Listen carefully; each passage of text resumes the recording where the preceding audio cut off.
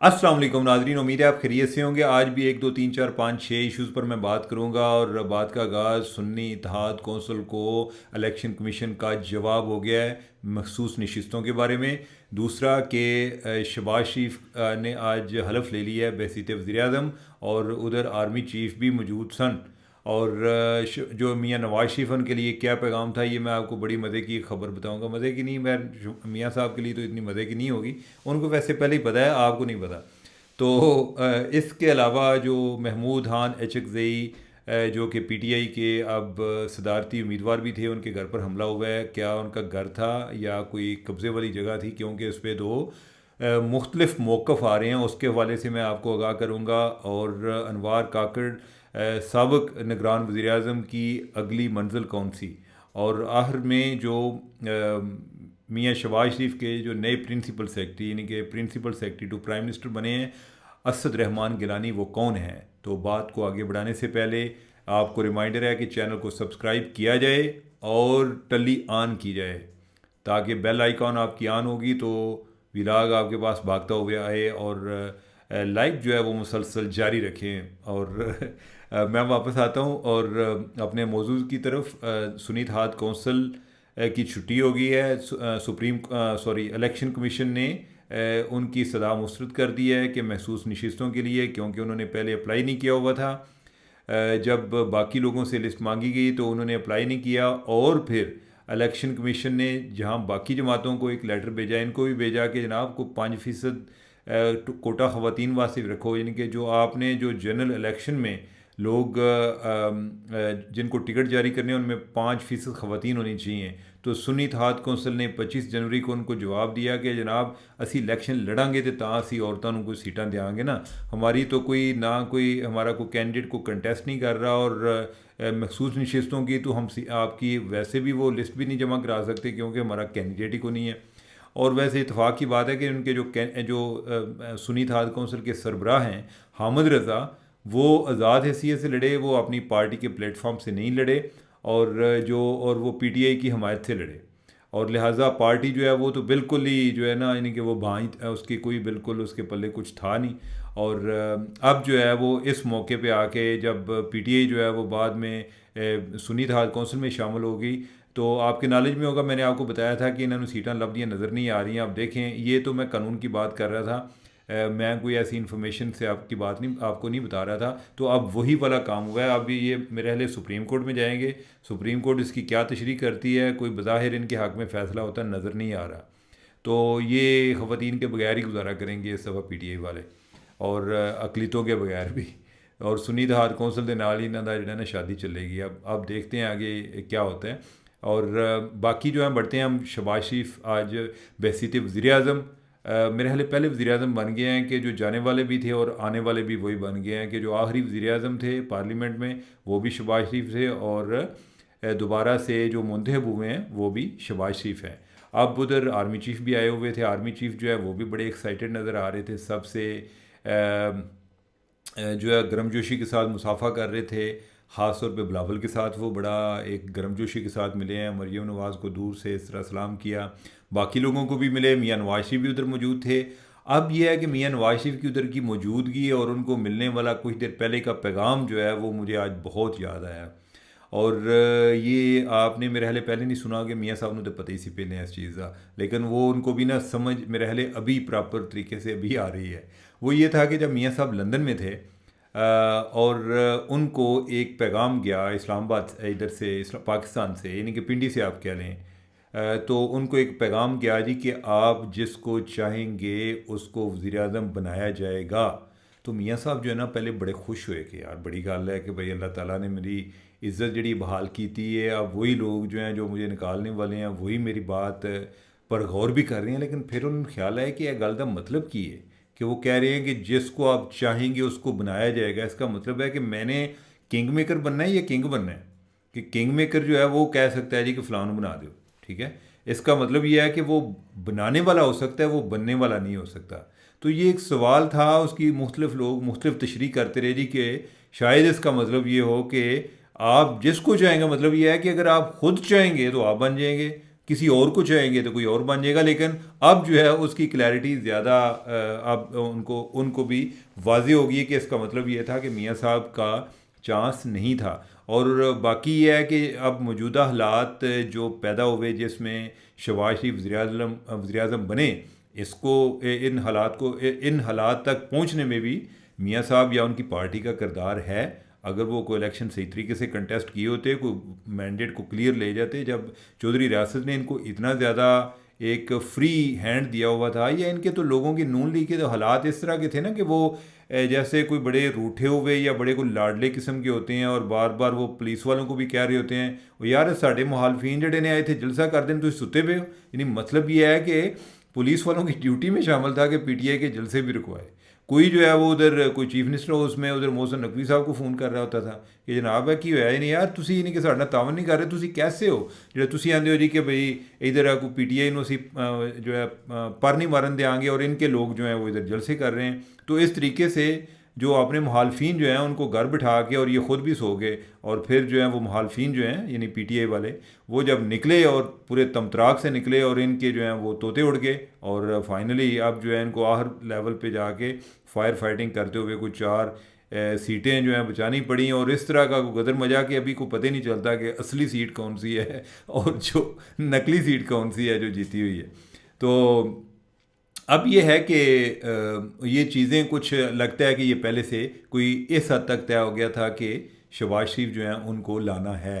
लेकिन ये बात नाजरीन को अभी की तय नहीं हुई, ये पुरानी तय हुई हुई। जो पहली दफ़ा मियाँ नवाज शरीफ जब वज़ीर-ए-आज़म बने थे तो उसके बाद से इस्टेब्लिशमेंट की चेहरे बदलते रहे हैं, लेकिन जो इस्टेब्लिशमेंट में एज अदारा इस चीज़ पर इत्तफाक रहा कि मियाँ शहबाज शरीफ के साथ ज़्यादा बेहतर चला जा सकता है। नवाज शरीफ साहब जो हैं छोटी छोटी गल तो साड़ी माइंड कर जाते हैं, या वो समझते हैं कि यार मैं पॉपुलर लीडर हैं, कौन मामे लगते हैं। तो अब ये है कि शहबाज साहब जो हैं उनको पता है कि यार मैं घर में भी मेरा निके वाला हाल है, उधर भी जो है मियाँ नवाज शरीफ जो है उनकी बात चलती है, और इधर जो है इनके साथ भी वो बना के रखते हैं। तो खैर जो है जी वो ये एक हकीकत है कि मियाँ शहबाज शरीफ जो हैं वो दूसरी दफ़ा बन गया। मैं आपको एक और बात बता दूं, अगर 6 माह मियाँ शहबाज शरीफ निकाल गए, उनको अभी इस वक्त जो थ्रेट है ना वो इस्टेब्लिशमेंट से नहीं है, उनको थ्रेट जो है वो पीटीआई से है। अगर पीटीआई को 6 माह मैनेज करने में कामयाब होगे तो अगले 5 साल भी पूरे करेंगे। बल्कि ये मियाँ शहबाज शरीफ जो हैं ये पहले वज़ीर-ए-आज़म होंगे जो कि 5 साल पूरे कर रहे हैं। तज्ज़िया है, ख़बर कोई नहीं है, कोई गैब का इलम जो है वो अल्लाह ताला जानता है। बस तज्ज़िया जो है वो मियाँ शहबाज शरीफ जो है उनके मजाज की बुनियाद पर है कि वो जिस तरह के मजाज के हामिल हैं वो ये 5 साल पूरे कर सकते हैं, फ़ौज के साथ वो गुजार सकते हैं। तो आगे बढ़ें जी। जो महमूद खान अचकज़ई जो कि आज कल पीटीआई को ने जो एक नया प्यार दरियाफ्त किया है वो महमूद खान अचकज़ई हैं। कुछ देर पहले उनके ख़िलाफ़ काफ़ी डंगोरा फेरते सन। तो महमूद खान अचकज़ई साहब जो हैं ये इतलात हैं, या उनकी पार्टी के लोग कहते हैं कि उनके घर पर हमला हुआ है। अब जो हुकूमत है वो कहती है जी कि नहीं, हमने उनके जगह है जिस पर वो काबज़ हुए थे वो हमने छुड़ाई है। तो उनके लोग जो महमूद खान अचकज़ई की पार्टी के लोग हैं वो कहते हैं कि नहीं, ये जो उन्होंने अगले दिन तकरीर की थी ना जिदे जो इस्टेब्लिशमेंट ਨੂੰ लताड़िया सी, उस तो बाद यह होया है कि उन्हें आख्या जी कि भाई इन्होंने कोई महमूद खान अचकज़ई ਨੂੰ कोई सबक सिखाओ। तो मैंने इस सिलसिले में जो कोयटा के जर्नलिस्ट हैं उनसे भी बात की, और जो उधर के जो अफसरान हैं उनसे भी बात की कि मसला है क्या। कोयटा के जो जर्नलिस्ट हैं उनका ये कहना था कि ये रेड अभी क्यों हुआ है।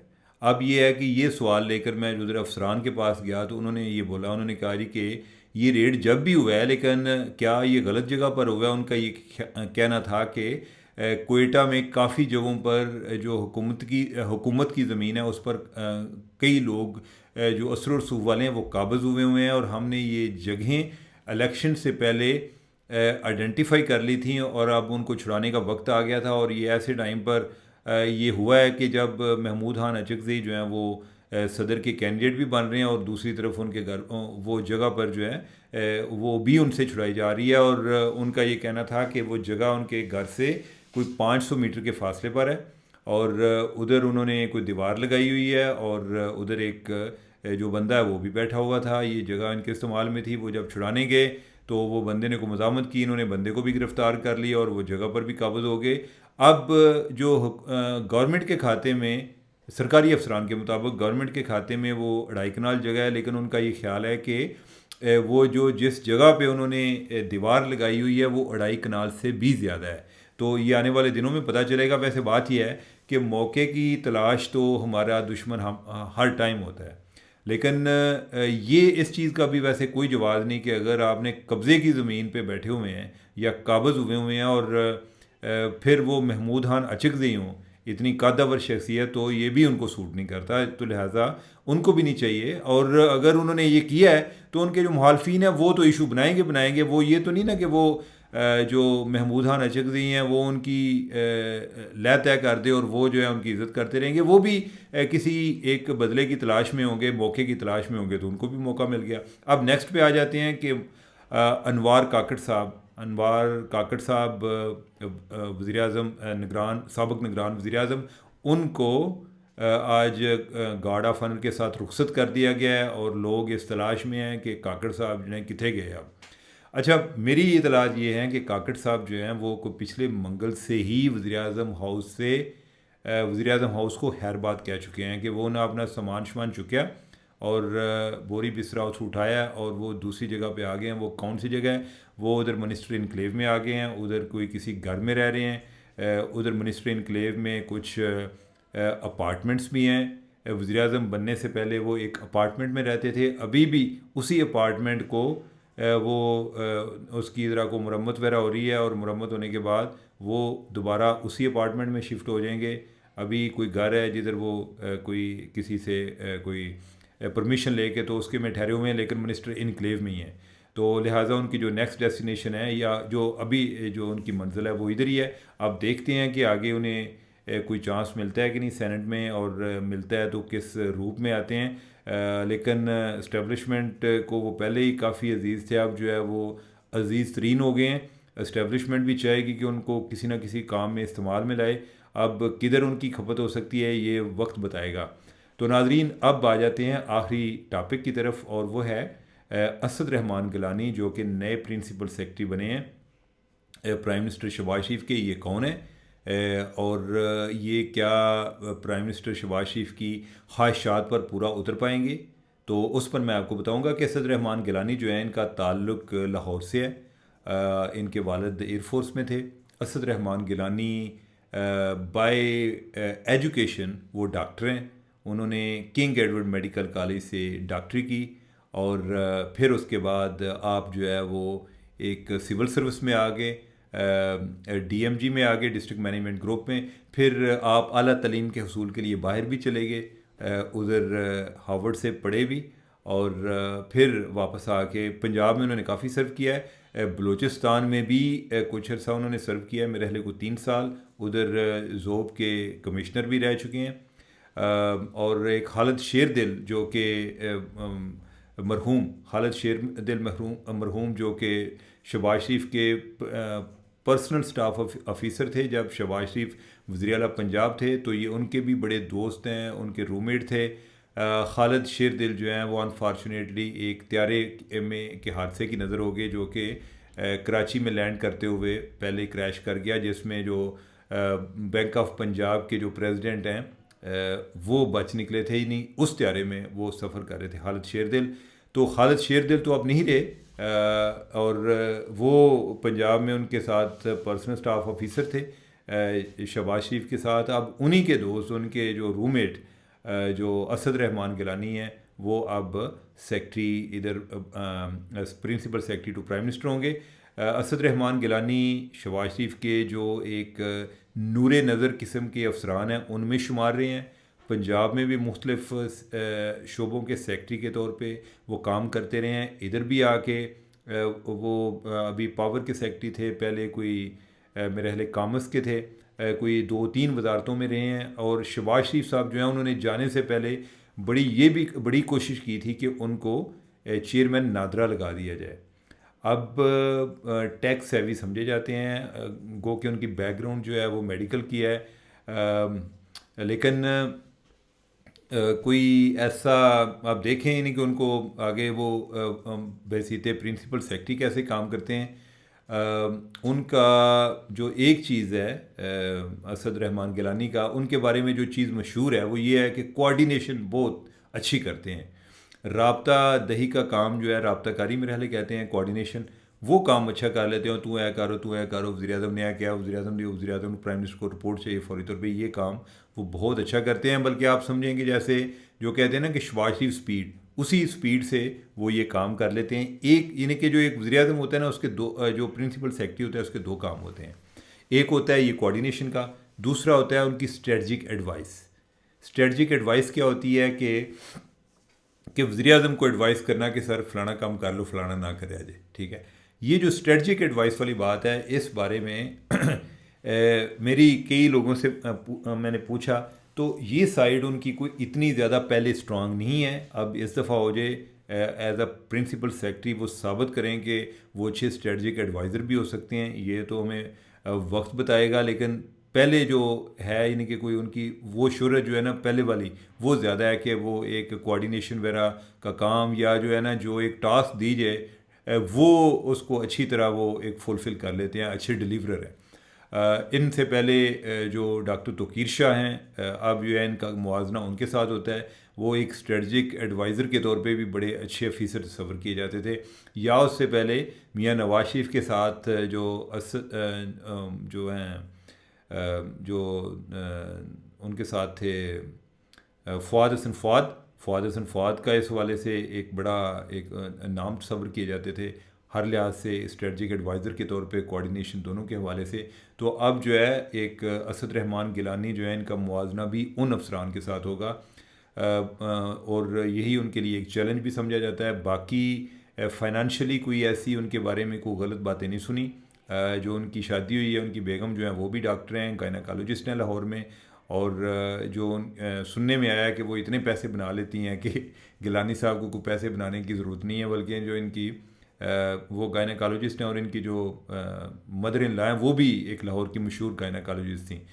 तो यानी कि उस लिहाज से एक वेल इस्टेब्लिश फैमिली है, और प्रोफेशनल लोग हैं।